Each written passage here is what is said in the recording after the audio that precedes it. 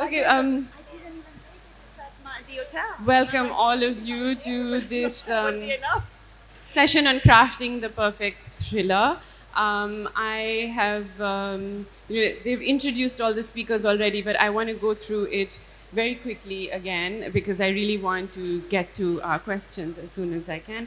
I'm just going to say that we have here a panel of some really amazing and accomplished writers. Johana, you've been regularly referred to in the press as the queen of French noir, and you worked as a journalist for the French and the Spanish press.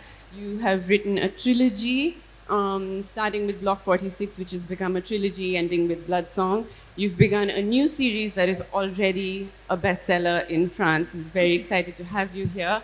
Santiago, again, you've been regularly referred to as one of the most exciting and inventive voices in Latin American literature. And you've written, I think your writing covers really a whole gamut of forms. So you've done short stories, biographies, translations, television serials.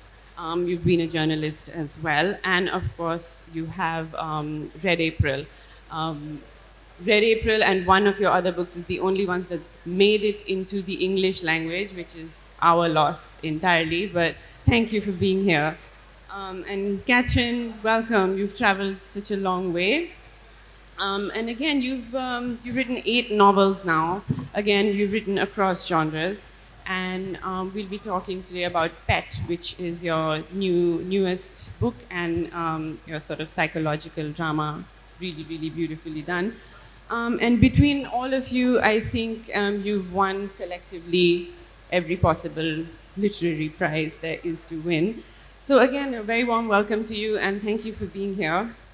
Neeraj is our expert on, he comes to thrillers and crime from a different perspective on how to adapt it to television and audio, which I think is the way that a lot of these stories are being consumed now. So he's here to add his perspective on that. So I'm just gonna jump right in and ask you all, since you have worked across genres and you've written in different forms, what drew you to writing crime?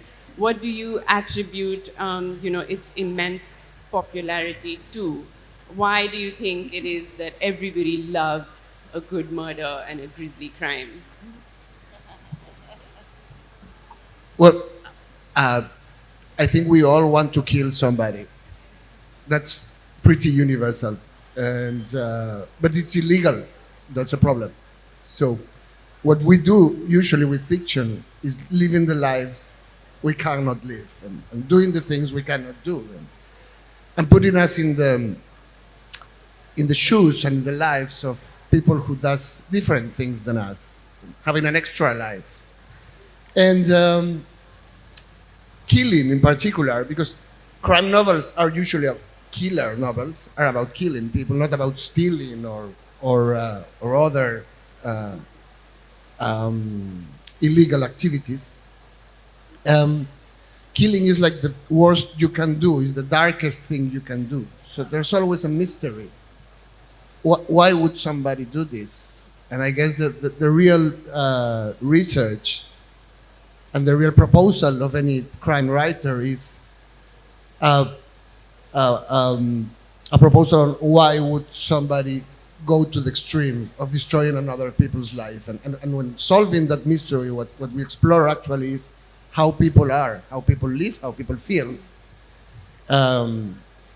It's very interesting that we are all from different, not countries, we're all from different continents here. And I've been speaking with crime writers in many places, and at least for Latin Americans, crime novel, it's a political novel, because usually the killer is the state everywhere. I mean, our national stories are like thrillers. It's very natural. So we explore the death, the dark sides of the state and of our own societies, and it's a very extended thing, and it's also what I tend to do, show how uh, we would kill somebody for political reasons, for sometimes even for ideal reasons, because it's what I've seen. But I'm sure each continent has their own criminals and their own ghosts. Would you like? Thank you. It's so lovely to be here. I guess I'm kind of an interloper in this group of esteemed crime writers in that I have written 8 novels, but Pet was my first attempt at writing crime or writing a thriller. It's a genre that is really coming into its own in New Zealand and has kind of fought its way out of that categorizing as, you know, genre fiction, meaning probably isn't going to appear on the literary fiction awards lists and is kind of looked down on with a bit of snobbery from proper writers. I feel like that's, over the last 5 years or so, that's really starting to change in New Zealand, which is a great thing. How I came to write Pet was really because of COVID lockdown. So usually with my books, I would travel quite a bit to research them. I'd written 2 novels set in Nazi Germany. I had travelled to Germany to do extensive research for those. But when COVID hit and travel wasn't really possible, I knew that I had to write a story that was much closer to home.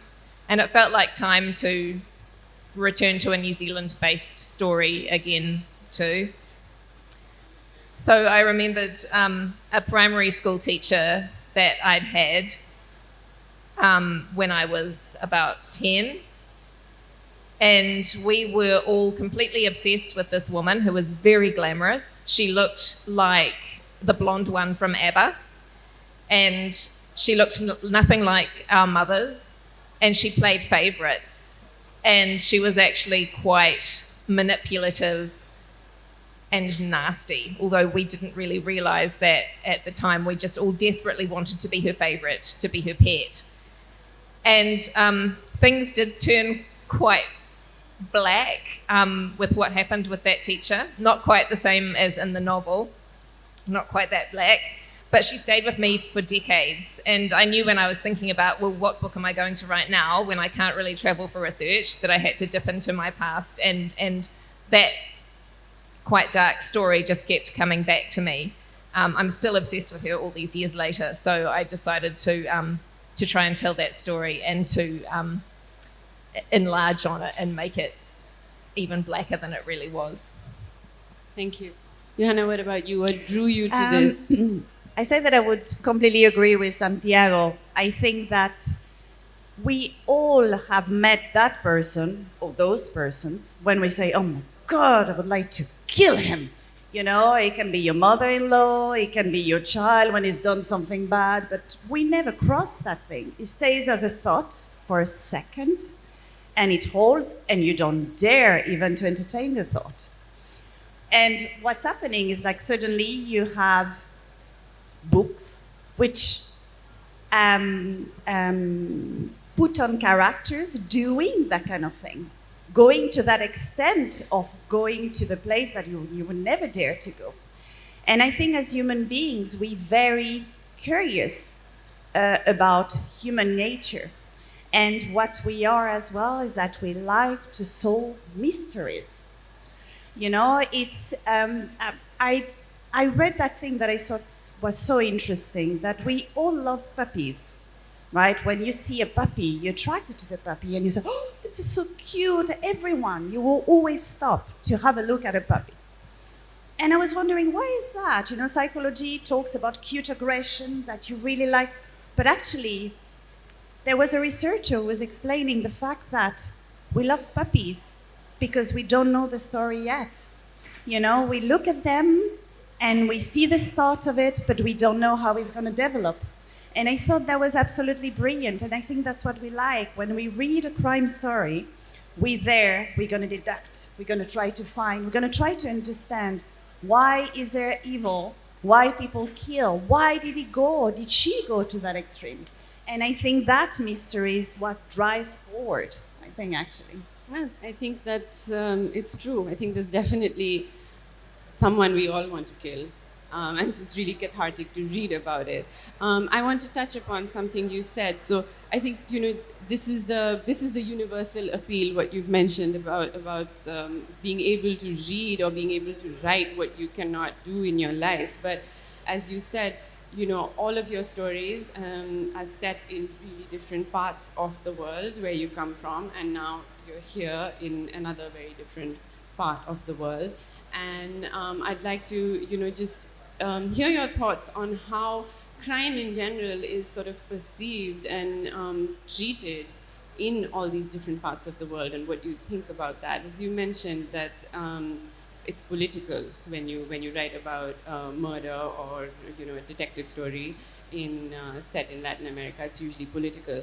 I would say that can often be the case here as well. But in Pet, it's a very different story. And Johana, yours is, again, set in Sweden and in London, so very different. So I'd love to get your thoughts on how different and how similarly these things happen across the world.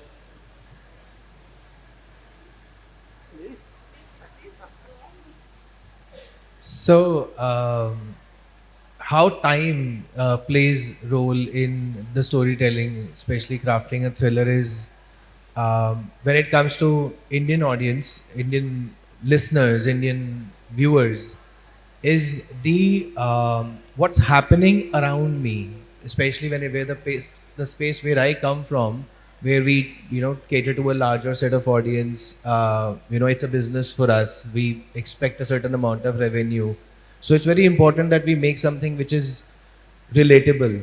So I would not call it time just in the form of an event like a political or something.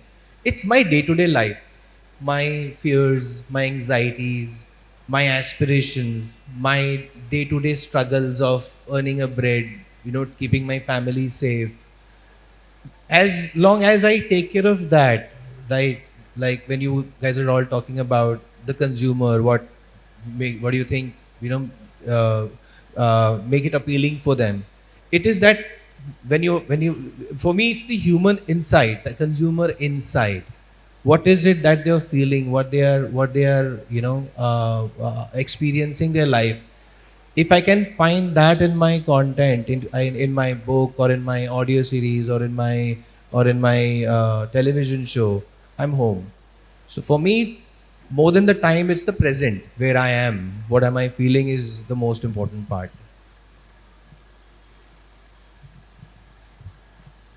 Would you like to add to that?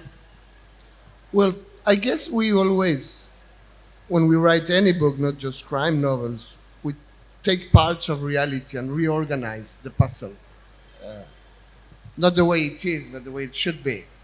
Not because it's better, but because it's more emotional and makes you feel things that you don't feel in reality. So when I write, my novels are not always crime novels, but always deal with dark sides of people. I try to explore. The most interesting for me is exploring the monsters, not exactly the good ones. I mean, noir novel has a difference with crime police novels, basically, because in the old police novel in Agatha Christie, the detective was a good person and the killer was a bad person, and it was simple. But in noir novel, as developed by writers like James Ellroy or many French writers also, Fred Vargas or whatever, the detective is not such a good person and the killer is not such a bad person. Moral is more gray, and dark and white, and you don't know exactly what is the good, what is the evil, what is the good. So what I want to, what I try to usually is get into the feet and into the life and into the mind of the monster, of how this, because I guess monsters are crafted from everyday things, from the feelings we all have, from the desires, the love we need, the loneliness, the fear, the ideals, the things we all have that makes you a monster. So I try to explore how I could have been that monster, and therefore the reader to imagine if he or she could be that monster. Because we always love to think that the monster is anybody else. There is other people who are the bad ones, but we are always good. I mean, I've been making research in prisons with people who has done horrible things, and they always think they are good persons. Is the state to blame, or my father to blame, or the situation to blame, or any other, even the victim to blame? How is that if we all think we are so good, we make such horrible things, and how much, until which point I could do them, you could do them, and I want the reader to feel he or she could be the monster also, and feel that fear, because the evil is not outside, it's in all of us also. Yeah, what you say, Santiago, about the monster potentially being in us too is something that I was really interested in exploring in the novels that I set in Nazi Germany. And although they're not really crime, there are criminals in those books. So one of the main characters in a book called Remote Sympathy is a Nazi officer, and he's presented as a family man, a man who's worried that his wife has been diagnosed with cancer. And to build that character, who is a monster, I read over 6,000 pages of war crimes trial transcripts that were prosecuting men like him after the war. And what struck me was that when those men spoke, they sounded completely normal. And they did sound like loving family men who wanted their children to have a good life. And that was the thing that really kind of unlocked his character for me, was the monster who was also just like us. I may add something. Nazis and vampires are not just normal, usually pictured in the popular culture and films, but they are totally elegant. Yes. And fancy. Nazis are these Wagner opera singers with perfect uniforms, and Dracula is the count with all this. So this glamour, which they are usually portrayed, talks about the attraction of evil, the love, the part that we love of evil. Johana, you have a line in Block 46. So you have Emily, and she's sort of on the case, and she says, you know, what she really wants to do is get to the essence of the killer's fantasy. As a profiler, this is what she's trying to do. And I wanted to ask you all as readers what it takes for you to because you inhabit, you know, the protagonist, whether that's the detective or the killer, as well as the other side. So you have Mrs. Price, but you also have Justine. You have Felix, who's your very reluctant detective, and you have Emily and Alexis, and you know, you've all like sort of really inhabited these characters. They have their motivations, they have entire lives. And so what does it take for you to also inhabit their lives and write them in these really realistic ways? How do you do that?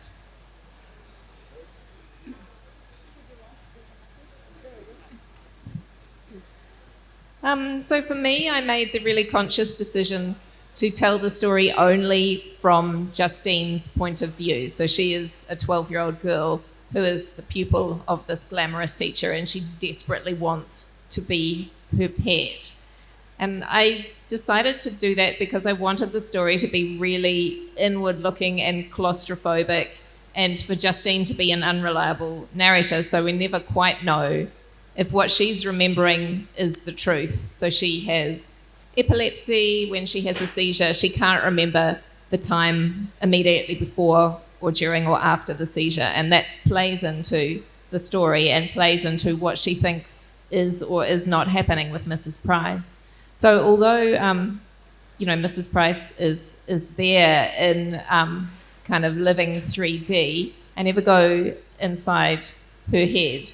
But having said that, I did have a great deal of fun.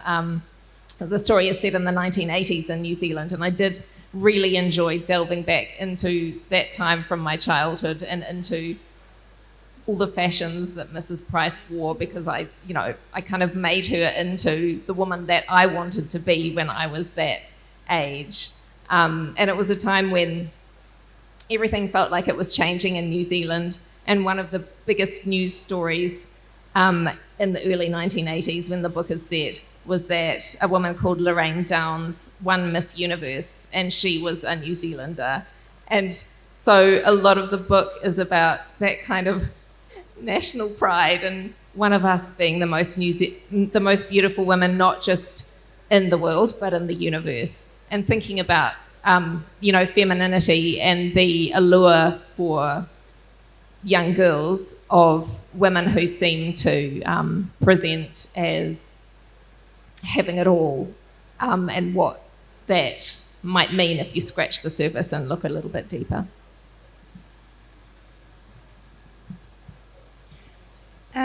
Well, you were talking about Block 46, and one of my main characters, I have two main characters who are women, and one of my main characters, profiler Emily Roy, was inspired from a book that I read years back when I was at an age that I shouldn't have read that book because I was way too young and I was hiding in my room, already being very interested in psychology. And it was a book about a profiler who was working in the 90s in South Africa. She was called Mickey Pistorius. And she was the aunt of a very famous, a sadly famous Paralympic sportsman who was actually accused of killing his girlfriend at the time. And this woman in the 90s in South Africa, she was the most known and respected profiler. And I had read that book when I was young, but years later, before I became a writer, I met a very famous man in France who had interviewed that lady. And he gave me a DVD with that interview. And I watched that interview, and I was looking at this Mickey Pistorius. I had pictured her, a little bit manly, not really nice, looking a bit. And she looked like an English teacher. She had curly hair, a little bow, and she was talking like this with a little voice, a little bit of lipstick. And I was mesmerized. I was thinking, wow, I didn't expect this. Oh, she was catching killers? I thought that was amazing.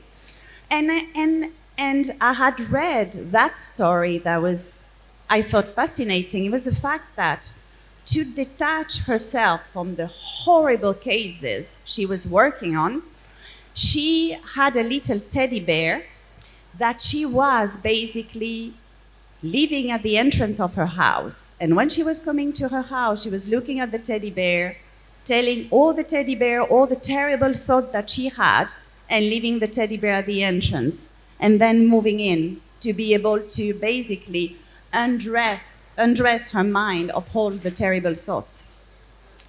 And if there is something that I got out from these stories, the fact that what is a good character is someone that you tell their story, because there is no one that you cannot care for when you heard their story. They can be good, they can be bad, they can be serial killers or anything, but we want the readers to care. So this is how basically I built Emily Roy in that sense, that we need to care, and I have in my book, I'm following a serial killer, and we want to know his story. We want to know, why does he come to that? that extent, what happened to him? I found that fascinating to wonder what did make a psycho? We're not born psychos. We become so. So what happened to him? So to me, an appealing character needs to be believable, real, and relatable. Like, if I could give an example, say, of a Walter White from Breaking Bad, he's like your normal middle class teacher struggling to make his ends meet, keeping his family safe. You relate to his emotion, right? And the reason, and he's got this um moral dilemma of whether I should go the wrong path or not. He's like us, like we all have characters which we make as white and black, but as people we are all somewhere gray. So like Walter White is like that, where he takes that decision that he is going to make that meth because he's a chemistry teacher. Or like say there's a, just for the audience, there's a Hathiram Chaudhary character in Patal Lok, or a Sartaj Singh in Sacred Games, where they are no super cops. They are not Tom Cruise or Arnold Schwarzeneggers of Hollywood movies. They are like normal people like us. So while there is a cop who's in a uniform, but they have their own emotional issues, dilemmas, struggles that they're having in their own personal lives, in the professional lives as well. But they take on the system, the corrupt system, or the entire underworld or the mafia of it. So the relatability of the emotion of how they feel, behave. Like there's one series on Pocket FM called Commander Vikram Chauhan, which is about an ex-army guy. So we all have an image of an army guy that, tough, six-pack, big build, all that. But there's an emotional side to them also. They leave their families behind. They stay away from their families for the longest period of times. And mental health. They are in one space doing one thing for the longest time. And how sometimes they are emotionally detached from their families, or sometimes they miss them. So it takes care of those aspects. So relatability is very, very important. So in our case, it's always the consumer. The person who is listening or watching my content is my inspiration to tell me what is it what is the gap that they are having in their lives, and take care of it. Santiago, yeah. What about Felix? Because he's in two of your books now. Felix, yes. Well, everybody says in my family that I'm a very exaggerated person and that I make dramas from my life. So that's what I do in novels, but more extreme even. And I was public employee, like Felix. And, it's a peculiar social class, the public employees like him, like I was. They do not have usually a big education, but they want to show off an education they don't have. So they use very long words, and they love to write bureaucratic reports. They could say, I couldn't translate this, but they could say that un informe se recibe, but they say un informe se recepciona apropiadamente según las características de ley. I mean, you could do it short, but short would not be elegant. But they usually use all this wording to hide the fact that they don't want to actually make research. Because when the killer is your boss, you better do not get the killer, because you can get fired and you can get into trouble. So usually there is always this, and there's euphemism to not to call the things by their names. And he's like many of my former colleagues, public employees, just trying to keep his job, just trying not to research, not to know. But he's a good person at the same time. And he enters in conflict with himself. Because many of these bureaucratic, I'm sure India is the same actually. Bureaucracy can get impossible. It's the same in France, for sure. Yeah, France is the same, I've seen. It's impossible. There is a moment when there's no way. But what this guy is trying to make is not to hurt you, but it's so unclear what is good and what is evil. That he just wants to feel safe, just wants to follow the procedure, know that this is the way things must be done. Thinking morally is dangerous, would cause me trouble. So Felix is a guy who's trying to follow the procedure, and if he follows the procedure, he will find out truth.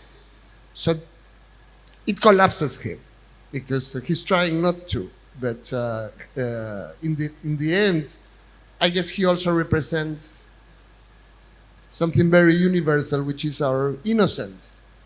We are really always trying to do good things. We get surprised by the horrible things happening in the world. But in fact, we are usually part of that world. We're not out from it. And he, in an extreme, exaggerated way, just finds out what I guess every person finds out in a moment in his life. The difficult to be perfect, the difficult to be just a good person in all these aspects.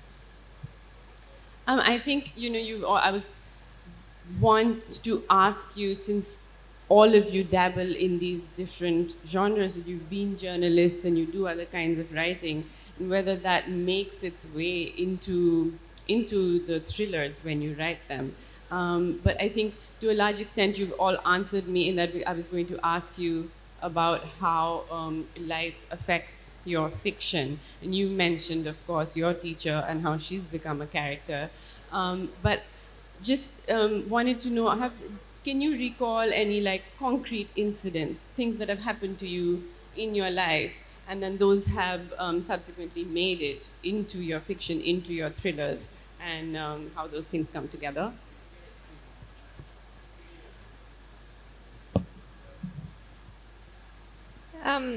Yes, writers are always recrafting their own experience for their work. I mentioned that my main character, Justine, she's the same age that I was in the 1980s, and I mentioned that she has epilepsy. So I didn't grow up with epilepsy, but I was very sick as a child, and I missed a lot of school and was on my own a lot, and so that's really when I started reading and writing and creating worlds that were different from mine in order to entertain myself.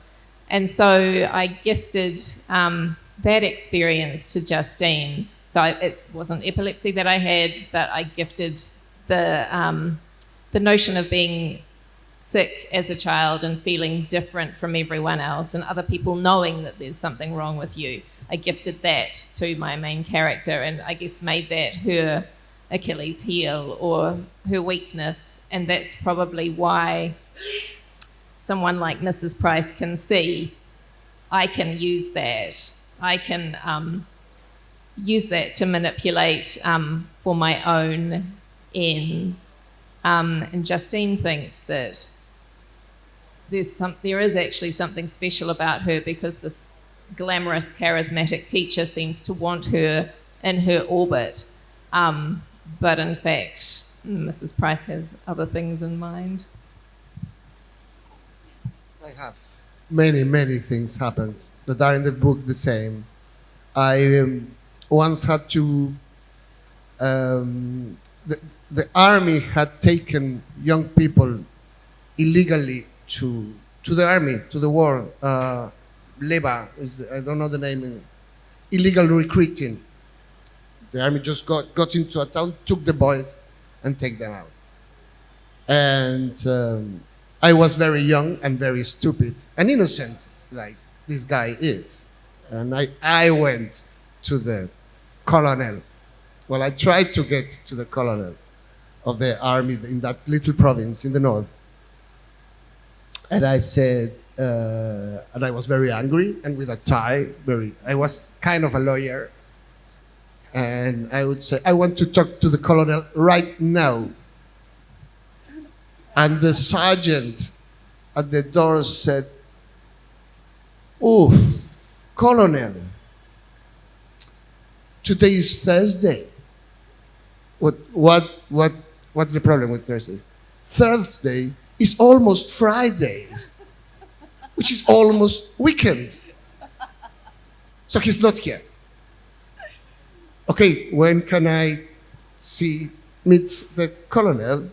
And he says, "Oh, well, he's usually here up Monday, Thursday, come Wednesday." And they were not even taking me seriously with what happens with this guy. And many of these kind of stories got into the book. Also horrible stories. I mean, he was born because I had to, since I was the alphabeticide guy, I had to review the reports of many things, orthography, grammar in many reports. And once I found a report about episode of they break into a prison, the prosecutors and the policemen, and raped the women and the men with the police sticks. It was such a violent scene, and I had to correct the commas and the orthography and the grammar of this. And that's where Felix was born. This was the original idea for Felix. Well, I would say that really my family story and experiences is really at the core of my writing in the first book. In 2009, I moved from France to London for love, of course. We often do that. And what happened was that a few weeks after I moved, I get a call from my mother telling me that my dad is between life and death. And he had gone to the hospital for a test, and he was not waking up. And I just had moved to London. I didn't even know how to find, I mean, it was like, we're talking about a long time ago. I didn't even know how to find tickets to go back to Marseille. I mean, I had to it was the day before Valentine's Day, which is a love celebration in Europe. And I finally found a ticket, and I had to fly without knowing if I would be able to see my dad again. And I'm very close to my dad. I mean, he became after that my first reader. And so I traveled, and I didn't want to get drowned by the feeling of sadness. So I did what I do always. I hung on to hope. And I thought, what are the questions that you would like to ask Papa, your father, your daddy? And I started listing them mentally, one after the other. It was a sort of meditation in a way. And I was thinking, God, the thing that I want to ask him is actually, how come you're not closer to your own father? My paternal grandfather was a war hero. He liberated a concentration camp during the Nazi war, during the Second World War. But he's always been a very cold man to us, to my father. And so when I arrived in Marseille, in south of France, my dad was alive. And I went to his room, and I was holding his hand and everything. And then I went back home with them, with my mother and my dad. I didn't have my 3 boys by then. And I spent quite a while down in the south. And I said to my dad, that thing. I said to my father, Papa, what happened with Papi, my granddad? And my dad said, go to my office And you see below that pile, you will find some sort of printed pages. Take them, bring them back to me. I went there, and there were, and I'm telling you this, I have goosebumps still, and it's been so long, 70 pages that my granddad had written about all his journey as a French resistance from them. He was a wood carver. He was just a humanist. He was no one, he was politicized because he believed in good in man. And he had written those 70 pages, and just before he died, because he had passed then, he had said to my dad, please write about this. And my dad gave it to me, and he said, why don't you have a look? Maybe you could write about this. And that's what I did. That's how Block 46 came to life. So I'm not a historian, I'm a journalist, but I'm no historian. So I gave to the story a shape of a thriller, but I talk about Buchenwald concentration camp. I talk about remembrance duty, memory duty, and that was at the core of my writing. It was the family story and history. Thank you. So Neeraj, I wanted to put to you, when all of them speak about these incidents in their lives and how it makes their way when they write into a thriller. And what is the difference really when these things have to be adapted then for screen or for audio? How does that change? What can make it and what doesn't make the cut? So obviously the great writing is required, which does come from authors like the esteemed panel that I am sitting with right now. Apart from that, when it comes to adapting it for audiovisual medium, very first and foremost thing, I think I've already touched upon it, is the consumer insight. Like, what is it that am I addressing in it? What's the context? What's the relatability factor of my subject? Like I mentioned about the example of Walter White from Breaking Bad. So finding that character, a middle class school teacher trying to protect his loved ones, that insight, which we all do that. I think we all, our lives' primary goal and struggle is to keep our families safe and happy and protected.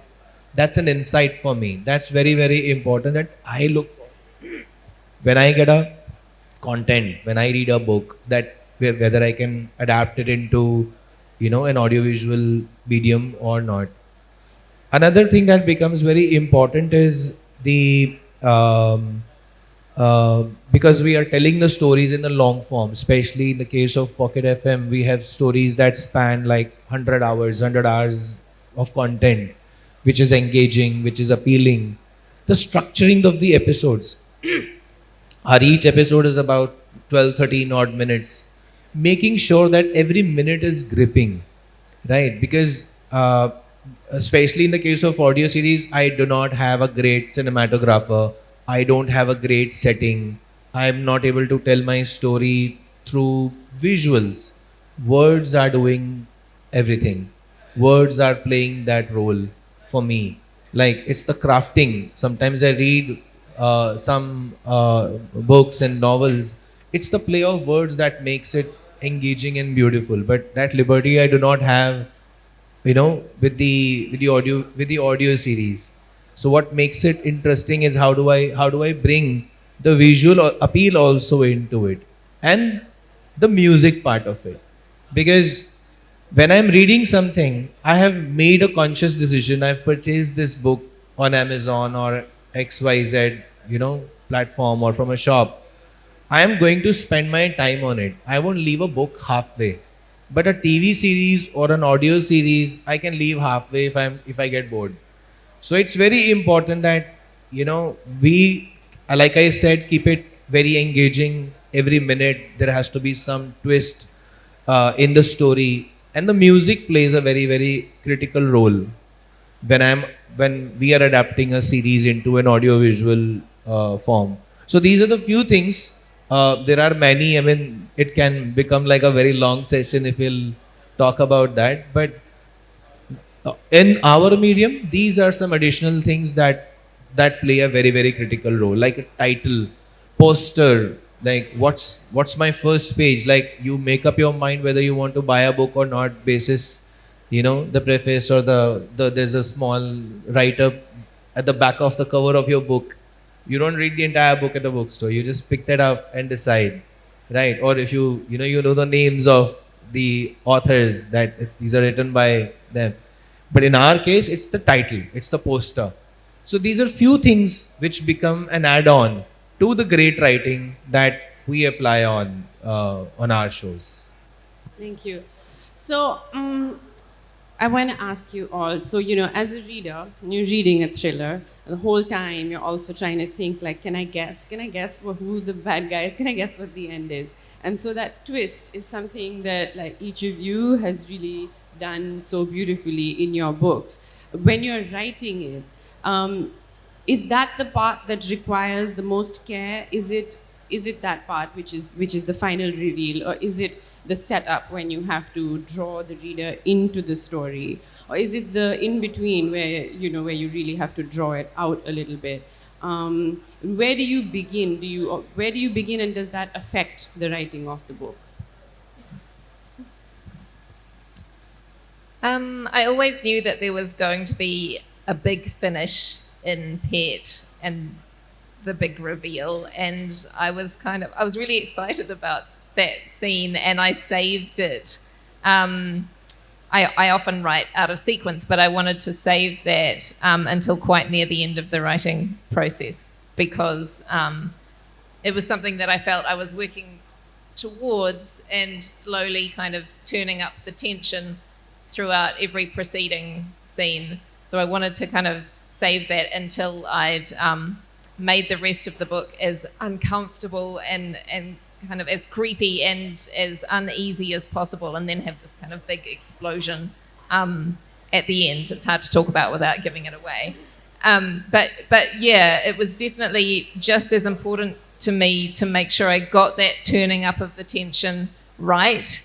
Tiny, tiny, tiny steps where the reader, as well as Justine, thinks, this isn't quite right. There's something a little bit off here, and I'm not really sure what it is, but I feel uncomfortable and I feel the back of my neck prickling. So I really loved getting my teeth into that part of the book and the mechanics of writing that. I will say it was creepy right from the start, and you still couldn't guess in the end. When you write screenplays, you make an outline of will go on. But in books, it doesn't work for me because it's about the music of the words. I've tried sometimes to make an outline. The second chapter, I was thinking that the words were taking me another side, and if I got stick to the outline, it was going to be a cold, schematical story. It's a different material. It's not about facts. It's about words. So I know, because I work more or less about thriller or genre, I know where am I going to. We are going to know in the end the solution of a mystery, which cannot be a crime, but a personal mystery. And since I know I'm going there, I keep working more or less like a song. When you make a pop song, the basic classical song, you have two strophas, strophes, and a choir. I mean, it's like two parts equal. Then the choir. I don't know the name. The name is in English. Chorus. You don't know why it is this way, but you know it is this way. It must sound this way, and it's the same with words. I go working in a musical way.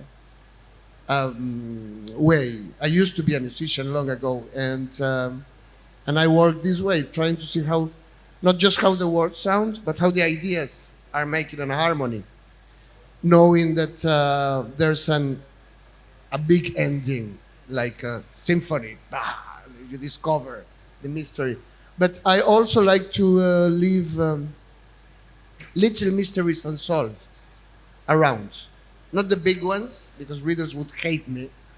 But in fact, in life, we don't always have all the information.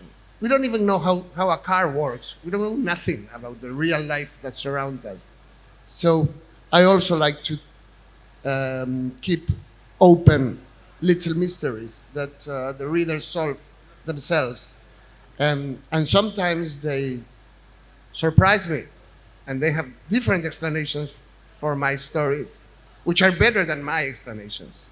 And I love that. I love that playing with the reader. Thank you. I'm very methodical when I work. Because even more for that trilogy, which is partly historical, I have kind of 3 strands. So it's like 3 books that I need to then intertwine, like, braiding hair. You have 3 strands and you need to make a perfect plait, as we say in English. And what I do is that I know that my readers are waiting for the twists. Is the major thing in my writing. They're waiting for the twist, and it's like a blessing and a curse. Because you know that when you prepare your book, that's the first thing I'm thinking about. Okay, where am I going to surprise them? And normally there are many points in the book where I surprise them. And I found those things, and then I put it on the side. And what I love to do more than anything for me is the characters. The characters for me are the spine of the story, is what makes you come back to the story if you have a series. What, again, we're coming back to caring for someone. So once I have kind of the skeleton, of the book, when I write, I shape my character, I flesh them in a way that is always surprising. It's part of I think you were talking about mystery, Santiago, the mystery of what's happening when you write. I mean, I know that some characters, it was not planned for them to have a child. And suddenly in a scene, I'm like, but she has to have a child because she's thinking of her child. Or she was not meant to have an affair. And suddenly she's having an affair because he's going to create that thing in the story.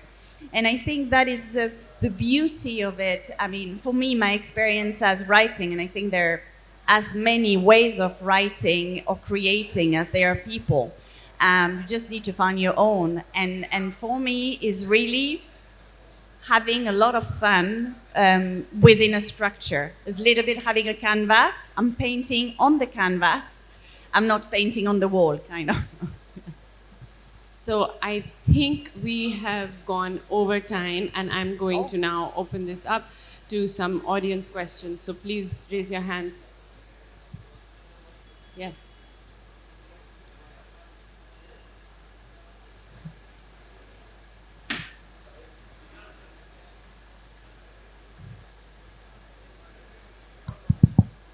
Hi, this is about the perception of mystery thrillers. So before, it used to be a very cut and dry, like who done it. There would be a perpetrator and they would be caught.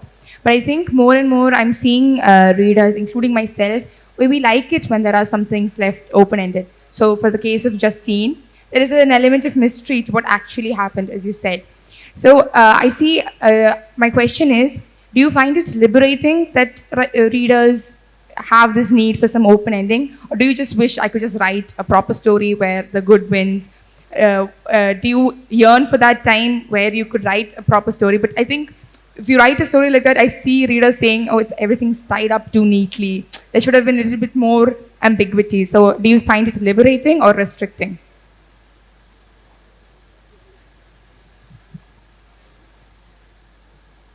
I know that lots of members of book groups have contacted me to say we talked for the whole book group meeting about what actually happened. And that does sound potentially frustrating for the reader, but I hope it's not. It was an aspect of the story that I wanted to be there right from the start. And on the very first page of the book, Justine, as an adult, is visiting her father in a care home, and he has Alzheimer's. So the one person who could have told her, this is what really happened, because I know you don't remember properly because you had a seizure, he is no longer able to fill in those gaps for her. So the kind of the slipperiness of memory and the unreliability of memory was something that I played with right through the book. And for me, I wanted Justine to, her sentence to be the fact that she can't ever actually unpick the riddle of Mrs. Price. And that goes for the reader as well. I don't think it's frustrating. I think of it more as a point for discussion and something to keep wondering about so that the book has life and the characters have life after the reader has finished it. Thank you. Anyone else? Another question? Yes.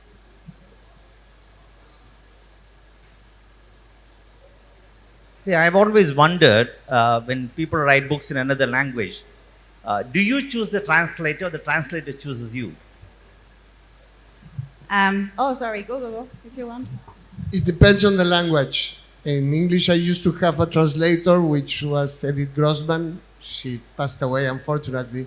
But I remember going to a bookshop in the States once, and there was a book saying, a translation by Edith Grossman.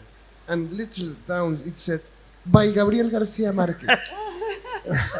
She was so important that she would pick the writers. But usually a publisher picks you and picks the translator. And usually translators also want to translate certain books and they talk with publishers. So they are usually connected and talking among them more than with us.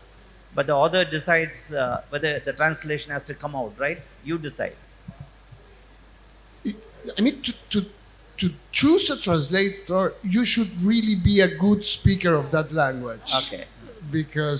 And you should be very powerful, because usually it's the publisher betting for you, not you for him. So it's very strange, as far as I know, that any writer chooses a translator. Usually, I mean, in any, it's the same in France, and I think kind of everywhere, the publishers have, for example, translators with whom they work, but for genres as well. So some translator will work in noir or crime, and other ones will. Okay. But what can happen though is that, for example, for my translation in English, I'm working with someone that now I ask my publisher to work with him. Okay. Because I've been really happy on, for example, my 2-3 past books, and I said, please let me work with him because he's a wonderful translator. But there is one thing that is always worries me, is that when I don't get any questions from the translator, and you receive at home the copies of the book, and you're like, whoa, that's not good news, because there should be questions. There are, expressions that are very hard to translate in language. There problem of using of pronouns, for example. When you play with words and you want to hide an identity, works in French, doesn't work in English. I know. So I think that, it's, questions we would like. Thank you. I think we have time for one more question that we can take. Yes. Thank you for the wonderful discussion. I love crime thrillers, and there are so many thrillers being written in different languages from different countries. So I keep wondering, how do you keep your writing unique or your story unique? How do you keep your writing because of the language? There's so many thrillers being written, and so in such a sort of well-trod genre, how do you stay original? I guess you must talk about the things that bother yourself and the feelings you have, because it's the only. You must create feelings, and if you want to create feelings in other person, the only thing you have is your own feelings. And as far as I feel that this is touching or moving for me, it may be for another person. It may not be, but if it is not even for me, it will be for nobody. Would you like to add to that? Only that I think the most important thing that you can do is read.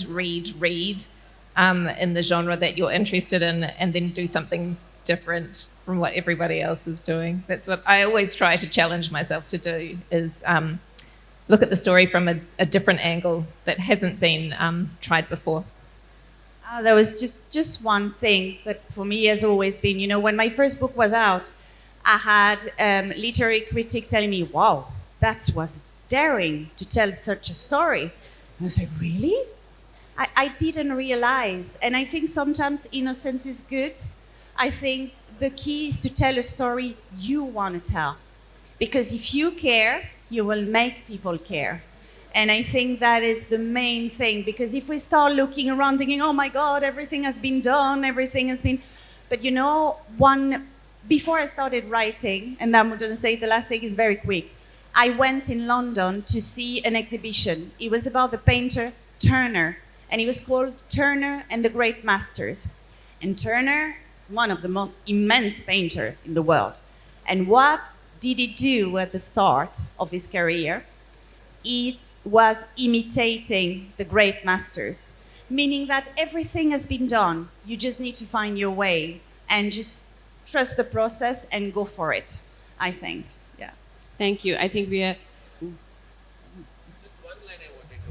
Just one line I wanted to add is that the writer is a doctor of your emotions. So, you know, to be able to be a good doctor, it's very important to get the diagnosis of the emotion correctly. That's very, very critical according to me. So you know your listener, know your audience, know who you are writing it for. While everyone said that, you know, reading is important, yes it is. That improves your skill set. But to improve the understanding, it's important to know people beyond what they appear or what they look like or what they talk even. There is more to their layers. That's what is important according to me. Okay, thank you. I think we're well and truly out of time. That thing has been blinking at me for a while now. So thank you to all our authors and to you, Neeraj, for being here and for your time. And thank you to the audience for being here. Thank you, everybody. Thank you, Johana, Gustawsson, Catherine Chidgey, Santiago, Roncagliolo, Divrina, Dhingra, and Neeraj Sachdeva.